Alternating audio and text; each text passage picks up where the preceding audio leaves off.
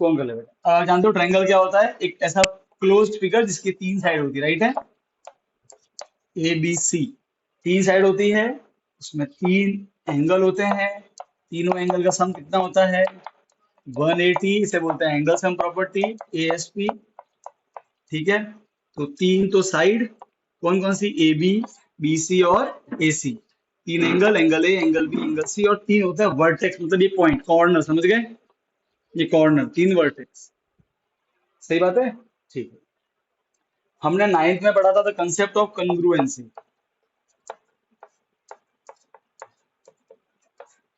क्या होता है? हम बोले कि दो ट्रायंगल कॉन्ग्रुएंट हैं, क्या मतलब होता है इसका?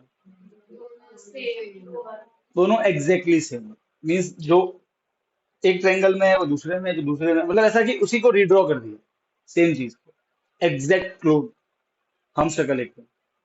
ठीक है।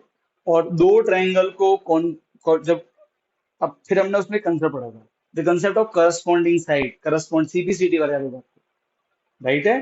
तो दो चीजें अगर कॉन्ग्रुएंट है तो हम फिर क्या देखते हैं उसमें? Corresponding part. अब वो करस्पॉन्डिंग पार्ट कैसे ढूंढते हैं, है ना, उसका वापस एक बार लिख देता हूं, क्योंकि इसमें ये सब सिमिलरिटी, जैसे समझ लो कि छोटी बहन है कॉन्ग्रुएंसी, वो बड़ी बहन है कॉन्ग्रुएंसी, ये सिमिलरिटी छोटी बहन है।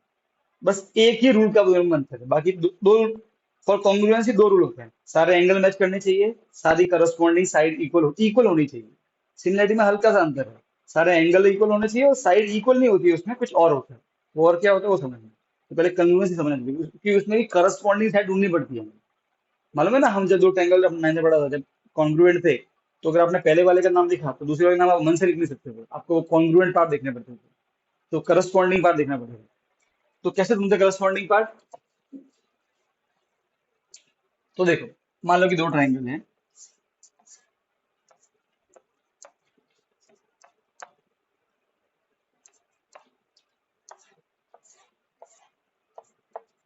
ये दो ट्रायंगल कॉन्ग्रुएंट है, एक टी आर एस, एक ए बी सी, ठीक है, एंड दे आर कॉन्ग्रुएंट। मालूम है सिंबल कॉन्ग्रुएंसी, सिंबल दो लाइन और ऊपर एक सांप, ठीक है।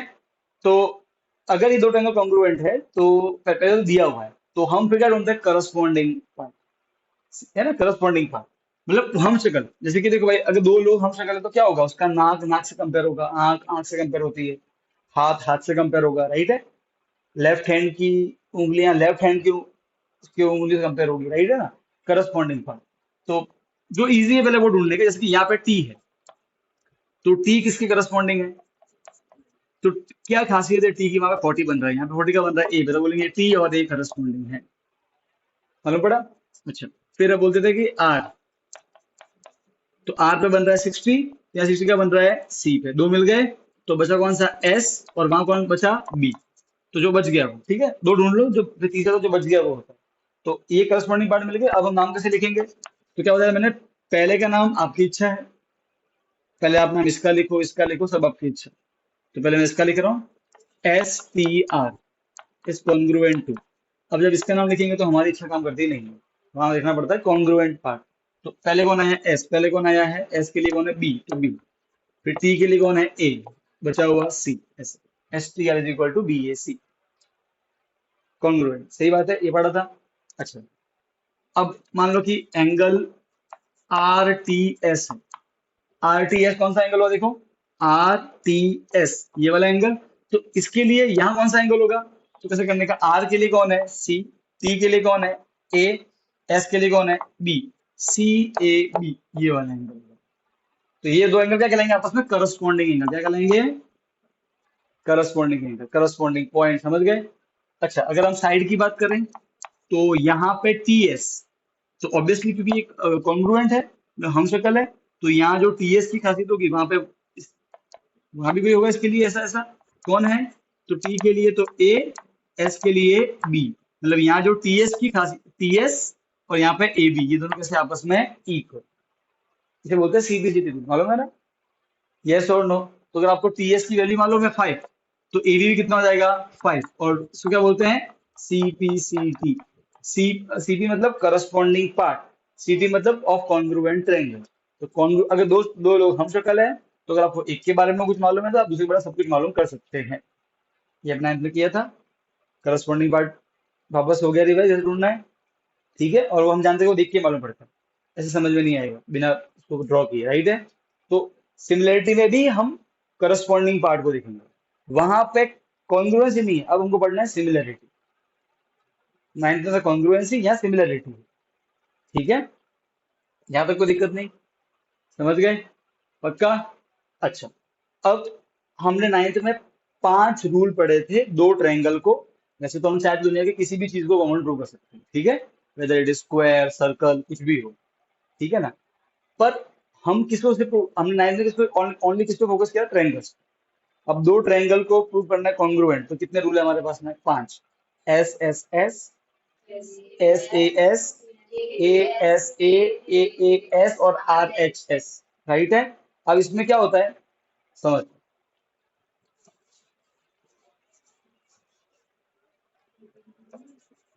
पहला क्या रूल है, एस एस एस, साइड, ये लिखना नहीं, ठीक है, इसको सुनो बस। Side side side, right. तो अगर दो ट्रायंगल हैं,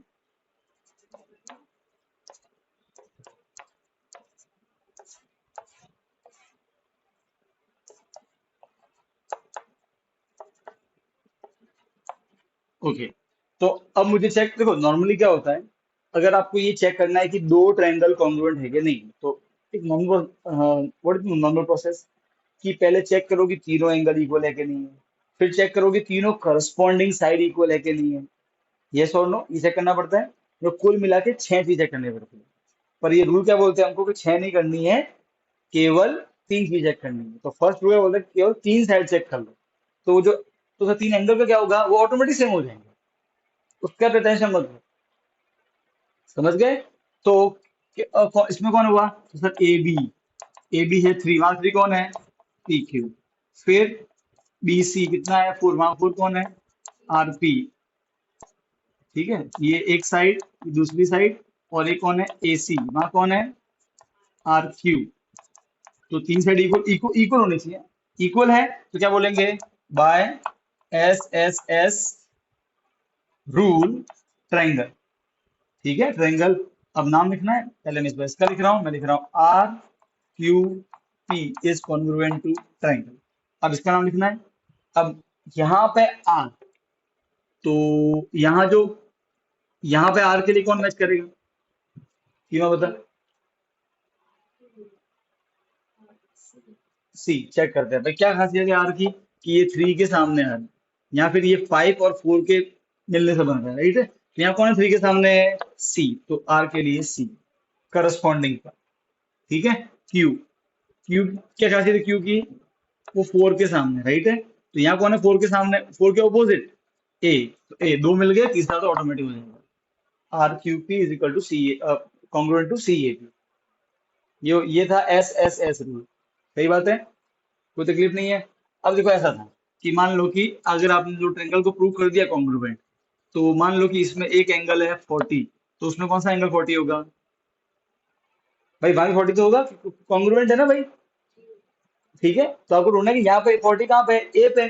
तो ए किससे मैच कर रहा है, किससे किसका करस्पॉन्डिंग पार्ट है उधर, तो ए किसका है भाई, ए आया है बीच में, यहाँ कौन आया बीच में, क्यू। तो ए और क्यू, तो क्यू पक्का 40 होगा, क्या लिखोगे आप, angle Q is equal to angle A is equal to 40 Q C P लिखा है उसको। पर सी पी तभी लगाना जब वो कॉन्ग्रुएंट हो, वो नहीं है तो फिर देखना ही नहीं, फिर कोई और तरीके से निकालना पड़ता है। बात समझ में आ गई, सही है। सेकंड रूल क्या था, S A S A S rule था, साइड एंगल साइड।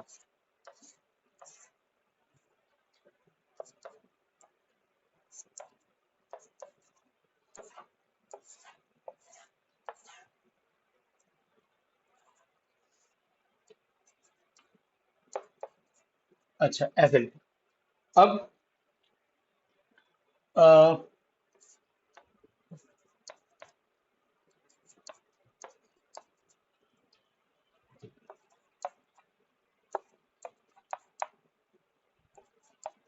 ठीक है, देखो मैं अब मैंने तो बताया था कि इसका मतलब ये नहीं है कि कोई भी दो साइड कोई भी एक एंगल, ऐसा नहीं है। जो दो साइड है एंगल उनके बीच में ही आना चाहिए, वो मतलब है ऐसे है। ठीक है, तो चेक करना है सर, यहाँ पे 7 है, वहां भी 7 है, सही है। कौन है? बी है 7। सर यहाँ पे एंगल टी कितना है? 35, वहां भी कौन? 35 बी। ठीक है, 30 एस ए। अब जो और वो कौन सा हो जाएगा? टी बी, राइट है। T B is equal to √3, कौन है यहाँ पे? बी, √3। एक और साइड मिल गई। हम देख रहे हैं कि दो साइड के बीच में एंगल है, यहाँ भी ऐसा ही है। देखो अगर यहाँ पे 35 यहाँ होता तो ये रूल नहीं लगता, तो फिर नहीं लगेगा ये। समझ गए? वो यहाँ भी 35 7 और √3 के बीच में होना चाहिए, बीच में भी है। एस ए एस अप्लाई हो गया, तो क्या लिखोगे आप? By S A S triangle T P B is congruent to triangle. ठीक है, तो यहाँ पे टी, तो वहां पे कौन है?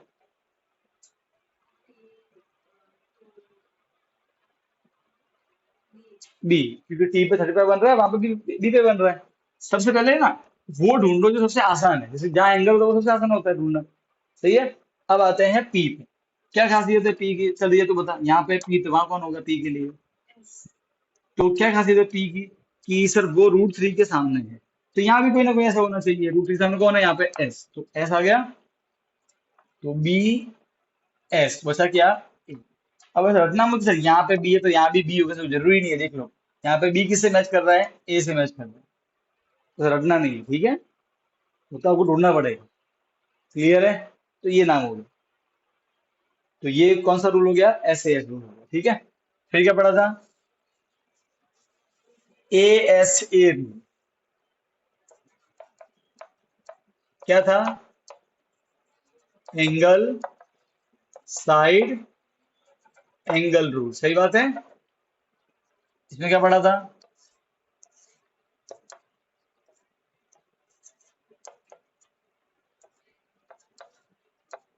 10 डिग्री, 15 डिग्री, और साइड है 8।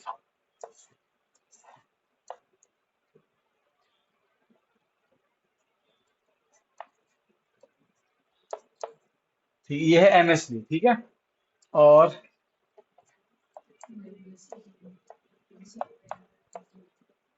ये 8। अब देखो, अब क्या इसका मतलब क्या है कि जो दो एंगल है साइड उनके बीच वाली होनी चाहिए। तो यहाँ पे एंगल कौन सा है? 10 15, साइड उनके बीच वाली है। ये मतलब है इसका ए एस ए का।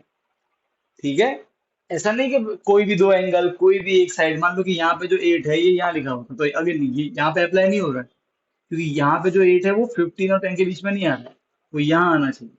भाई क्योंकि आखिर में मीनिंग क्या कॉन्ग्रुएंसी का? एग्जैक्टली सब कुछ सेम। तो अगर यहाँ पे 8 नहीं है, यहाँ पे 8 है, तो कहाँ सेम है ये लोग? अलग अलग हुए ना। तो ये ध्यान रखना। ठीक है, तो अब रूल लग गया। एंगल टी किसके इक्वल है? टी के लिए एम है, 15 एंगल आ गया।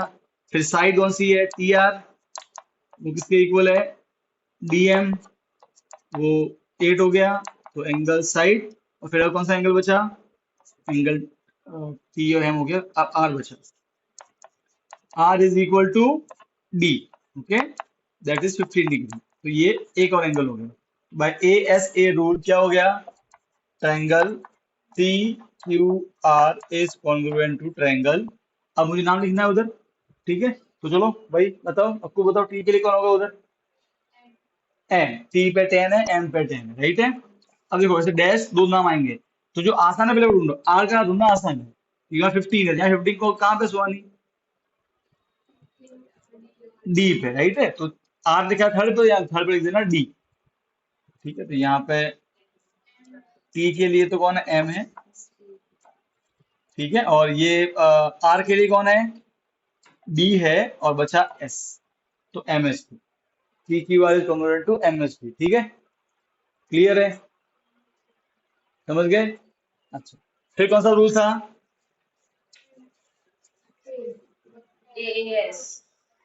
कौन सा था? ए ए एस रूल। इसमें क्या होता है? दो साइड, सॉरी दो एंगल और एक साइड पर, अब साइड का एंगल के बीच में आना जरूरी नहीं है। ठीक है, तो इसमें क्या सीन था देखो। सो कोई भी नाम दे दो बोले, क्या नाम है, LIC,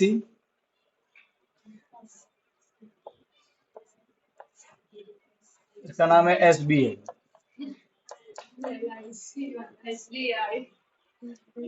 थोड़ा समझ आना चाहिए पढ़ने में, क्या बोलते हैं। हाँ, अब देखो, मान लो कि ये एंगल है 50, ये एंगल है 60, और ये है साइड 7। अब देखो AAS में एक कंडीशन ये होती है कि देखो, अब आप नोट करना, सिर्फ दो एंगल साइड नहीं है, यहाँ जो साइड है वो 60 को टच कर रही है, राइट है, 60 पे आ रही है ना। तो यहाँ भी 60 वाली लाइन पे होनी चाहिए, ऐसे। ऐसे नहीं कि साइड को यहाँ लिख दिया तो काम नहीं चलने वाला। ये नहीं है AAS कि वहां पे जो है वो देखो, यहाँ पे क्या है, 50 के सामने, यहाँ पे यहाँ देखो तो 60 सामने होगा, कहाँ सेम हुआ फिर, समझे। तो वो 60 को ही टच करनी चाहिए, ऐसा यहाँ भी नहीं होना चाहिए, ये तो फिर दोनों के बीच में आ गया, यहाँ तो बीच में है ही नहीं, ठीक है, तो ये यहाँ ही होना चाहिए। अब देखो लग रहा है देख के, A और S 700 के 60 को, यहाँ भी कर रहा है 60 को, तो AS हो गया। तो क्या बोलोगे, angle L is equal to angle B, angle आ गया। फिर angle C is equal to, इधर कौन है, I, वो भी एक एंगल हो गया, और एक साइड कौन सी है, CI इज इक्वल टू, वो SI हो गया, ठीक है। So we have two angle one side, A supply हो गया। अब नाम लिखना ट्रायंगल का, तो triangle LIC is congruent to triangle. अब L के लिए कौन है उधर, जाना बता, B है, ठीक है। और I के लिए कौन है, भाई इधर I, तो इधर कौन है, अच्छा, है ना। देखो ऐसा है, नहीं हो तो ऐसा कर लेना भाई, C का ढूंढना आसान है, 60, C थर्ड पे लिखा है, 60 कहाँ पे, I पे, यहाँ लिख देना, और यहाँ पे BSI हॉलमार्क, पता है, आता है ना। कोई भी चीज होती है ना, सामान होता है, इलेक्ट्रॉनिक होता है, आई थिंक सर गोल्ड का सामान होता है, उस पे आता है ना BSI हॉलमार्क, गवर्नमेंट का सिंबल। आपने अगर कभी कोई सामान खरीदा इलेक्ट्रॉनिक, उस पे लिखा होता है ISI लिखा है। हाँ, इसका मतलब क्या है कि गवर्नमेंट द्वारा ये चेक्ड है, गवर्नमेंट, हम बेटा हम पढ़ेंगे ऐसे सब आएगा, एग मार्क ने सब आएगा, क्लियर है।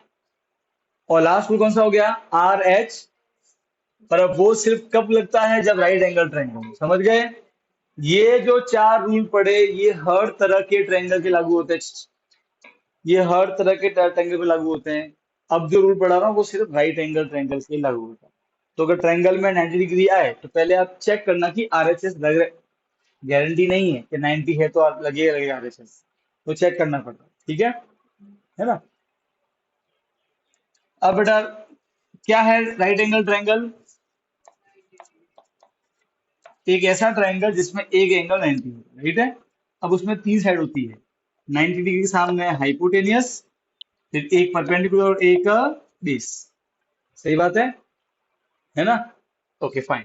तो अपना जो रूल है, उसमें रूल का नाम क्या है, RHS, राइट एंगल, हाइपोटेनियस, और एक साइड, वो भले ये हो के ये हो, कोई भी साइड, एक साइड, ठीक है। RH और S ये चेक करना है। तो मान लो कि ये हमारा ये ट्रायंगल एक तो है ना, लेट अस से कि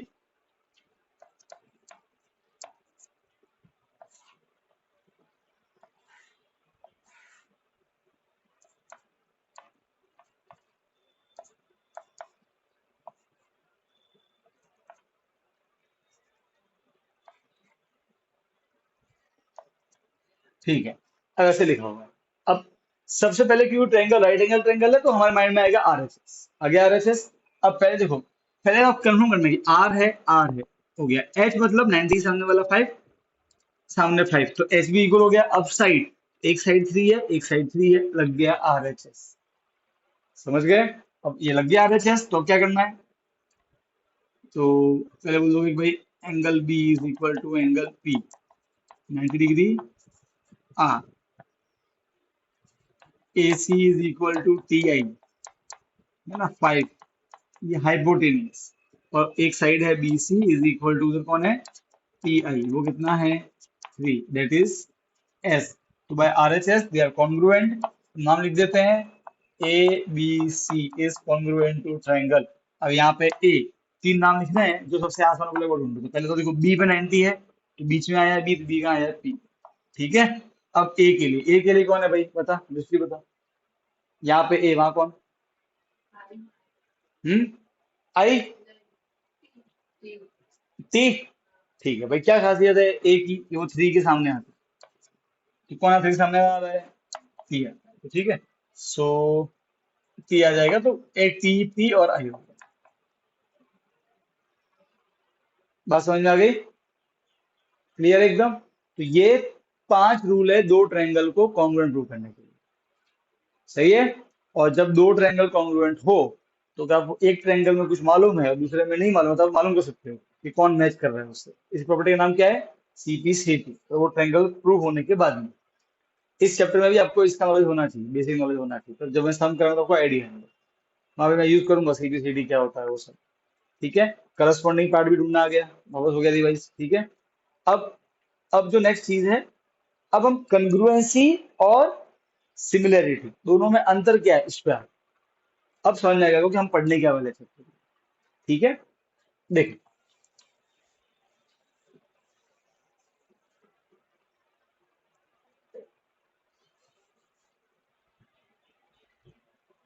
एक तरफ है कंग्रुएंसी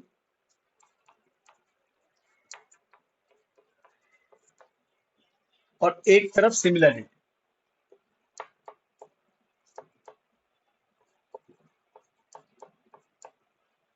हम बोलेंगे ट्रायंगल कॉन्ग्रुएंट है, कभी बोलेंगे ट्रायंगल सिमिलर है। ओके, दोनों में अंतर क्या है? देखो, अगर आपको दो, सिर्फ ट्रायंगल नहीं, ठीक, any anything, any figure, okay, कोई भी फिगर हो। अभी हम सिंपलिसिटी ट्रायंगल को ले रहे हैं। ये पार्ट तो आपको ऑलरेडी मालूम है।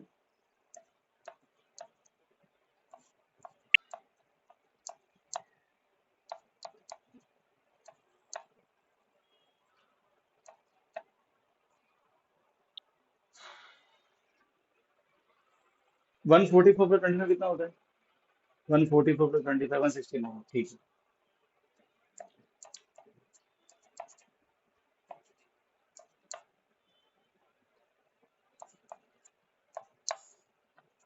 ठीक। अब मान लो कि ये दो ट्रायंगल कॉन्ग्रुएंट है कि नहीं, इनको चेक करना। ओके। अभी वो मत सोचना, ऐसे वो प्रॉपर्टी मत सोचना पांच, अभी सिंपल। तो कैसे चेक करेंगे? अगर एक अनजाना व्यक्ति है, उसको चेक करना है, दोनों हम से करेंगे, वो कैसे चेक करेगा? वो ये देखना, देखो भाई, दोनों एग्जैक्टली सेम, इसका मतलब एग्जैक्टली सेम होता है, तो क्या करेगा वो? यहाँ 90 है, यहाँ 90 है। सही बात है।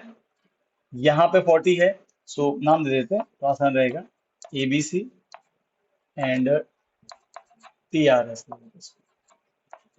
ठीक है। तो पहले क्या देखिए, वो एंगल ए, साथ देखो, तीन एंगल और तीन साइड वो भी चेक करना है। तो एंगल ए किसके इक्वल है उधर? एंगल टी के। फिर एंगल बी 50 है, वहां भी 50 है। देखो, अगर यहाँ 50 यहाँ 50 नहीं है, तो वो कॉन्ग्रुएंट है ही नहीं, फिर तो बात ही खत्म हो जाती है ना। फिर एंगल सी 90 है, तो उधर को 90 है आर। ठीक है, तीन साइड हो गई। तो for congruency the first condition is corresponding angle should be equal. क्या प्रॉपर्टी है पहली? करस्पॉन्डिंग एंगल्स आर इक्वल, ये पहली शर्त। कोई भी फिगर हो, मान लो कि दो आपको स्क्वायर दिए हो, तो आप भी वही चेक करो, है ना। दो आपको पैरेललोग्राम दिए हुए हैं, सिमिलर है, कॉन्ग्रुएंट है कि नहीं चेक करो। तो आपको क्या करना है? पहले चारों एंगल चेक करने, सारे एंगल। बात समझ में आई? अच्छा, फिर एक तो करस्पॉन्डिंग एंगल और एक करस्पॉन्डिंग साइड, उसको देखना। यहाँ जो 13 है वो 50 और 40 के बीच में, तो यहाँ भी ऐसा होना चाहिए। ठीक है। यहाँ जो 5 है वो 50 90 के बीच में, तो यहाँ भी ऐसा होना चाहिए। कहा गया 5 जो आ रहा है वो 50 और गलत लिखा है ना। तो देखो, अब सुनो, अब देखो, अब यहाँ पे जो 5 है वो कहाँ आ रहा है? 50 90 के बीच में, यहाँ 5 कहाँ आ रहा है? 90 40 के बीच में, कॉन्ग्रुएंट नहीं। हम वहीं इसको स्टॉप कर देंगे। करस्पॉन्डिंग साइड देखना, सिर्फ ये देखना कि साइड तीनों इक्वल है कि नहीं। वैसे तो मैं, मुझे ऐसा लिखना नहीं चाहिए था, और ये लिखा तो तुमको एक बात समझ में आई कि हमको कितना ध्यान रखना पड़ता है। सिर्फ ये देखना नहीं कि 5 5 इक्वल है, 13 13 इक्वल है, 12 12 इक्वल है। ये भी देखना है कि वो कहाँ आ रहे हैं, वो भी देखना पड़ता है। ठीक है। सो अब थोड़ा शिफ्ट करेंगे इसको। अब देखते हैं। तो यहाँ 5 कहाँ आ रहा है? 50 90 के बीच में। यहाँ भी कहाँ आ रहा है? बीच में, मतलब इक्वल। अब हम तीन साइड चेक करने वाले हैं। ठीक है। तो चलो पहले मैं ए बी चेक कर लेता हूँ। यहाँ ए बी कौन है? 13। यहाँ 13 है 40 50 के बीच में, यहाँ 40 50 में, अब इक्वल है, करस्पॉन्डिंग साइड बोलते हैं इसे, है ना। फिर बीसी कितना है 5, वो 50 90 के बीच में, यहाँ भी 5 है, वो भी 50 90 के बीच में, अब बोलेंगे corresponding side equal R S. और थर्ड क्या हो गया, एसी 12 है और 40 90 के बीच में, यहाँ भी 40 90 के बीच में, तो आर टी। तो तब क्या बोलेंगे, साइड इक्वल नहीं है, करस्पॉन्डिंग साइड इक्वल है। सिर्फ साइड इक्वल नहीं है, ये करस्पॉन्डिंग साइड है, समझ गए। देखो, अगर मैं यहाँ पे 12 लिखता, यहाँ 5 लिखता, तो बोलते हैं सिर्फ साइड इक्वल है, करस्पॉन्डिंग साइड इक्वल नहीं है। अंतर है दोनों में, करस्पॉन्डिंग लोग मैच करने चाहिए। सो क्या बोलेंगे, करस्पॉन्डिंग साइड आर इक्वल। तो किसी भी फिगर को कॉन्ग्रुएंट प्रूव करना है, आपको दो चीजें चेक करनी पड़ेगी, सारे करस्पॉन्डिंग एंगल इक्वल, सारी करस्पॉन्डिंग साइड इक्वल। जब ये दोनों प्रूव हो जाए तो बोलोगे हाँ अब ये कॉन्ग्रुएंट है। तो सिमिलर में क्या है, फिगर ड्रॉ करते हैं। अगेन ट्रायंगल को लेके चल रहा हूँ, फिर इसको थोड़ा इमेजिंग करके square, rectangle, parallelogram, pentagon, hexagon, किसी को भी अप्लाई कर सकते हैं, ठीक है ना।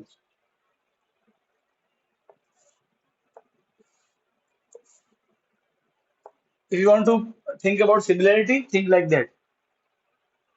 एक कंपनी के शूज है, ठीक है, सेम टाइप के शूज है, एक 7 नंबर का, एक 8 नंबर, क्या डिफरेंस है, दिखते वैसे ही है, सिर्फ साइज का फर्क है।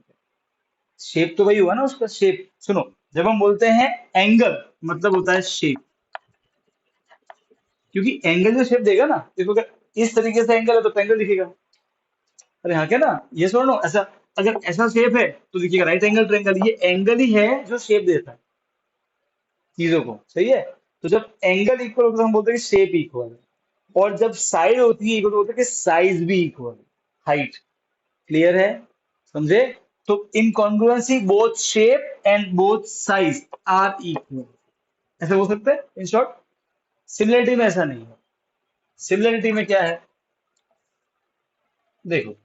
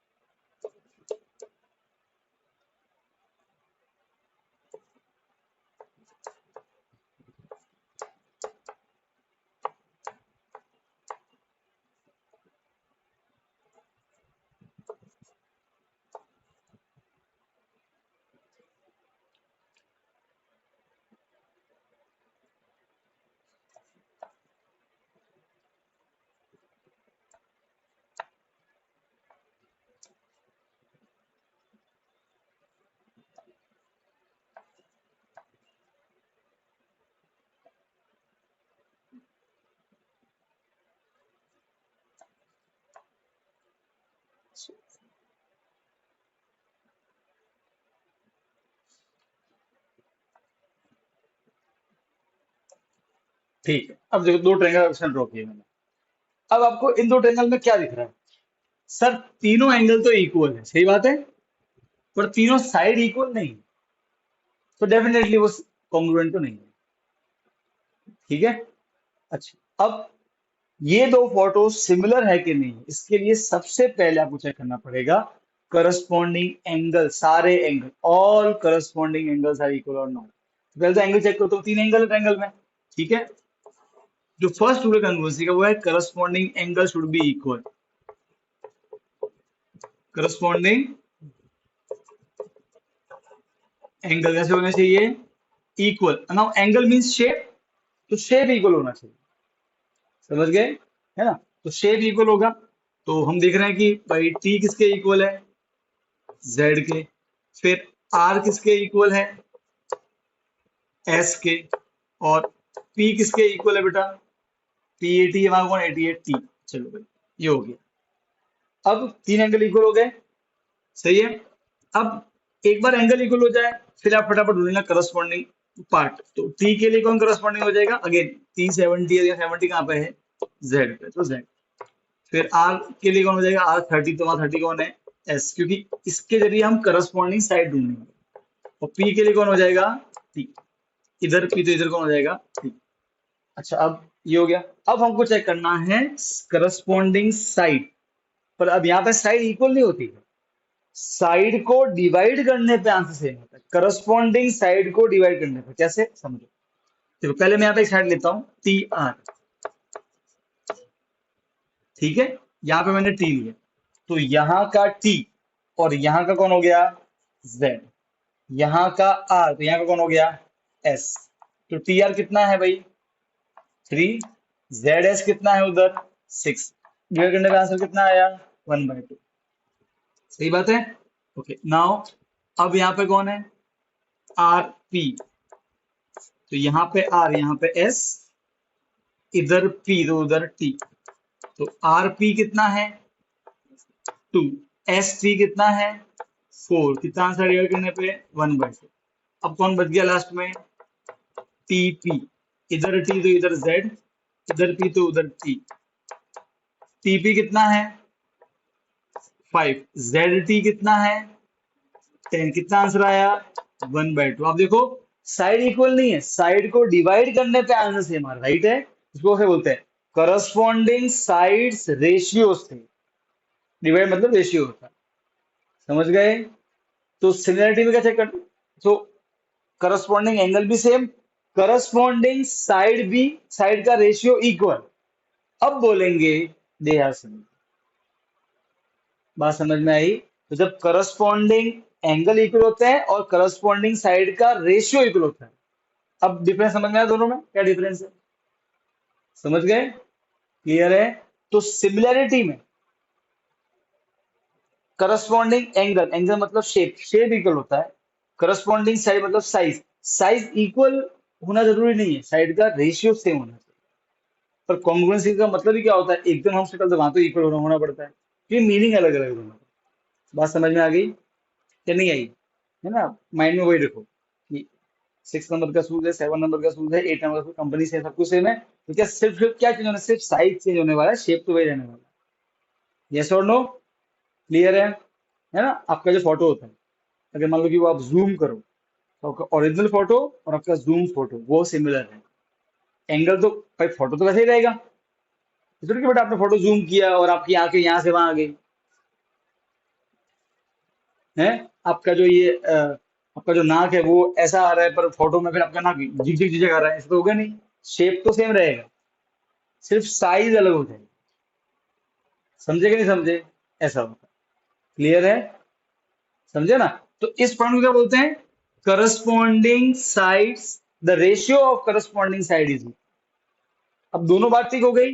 अब बोलोगे कि ये सिमिलर, क्लियर है, ये लिखो फटाफट। हाँ दोनों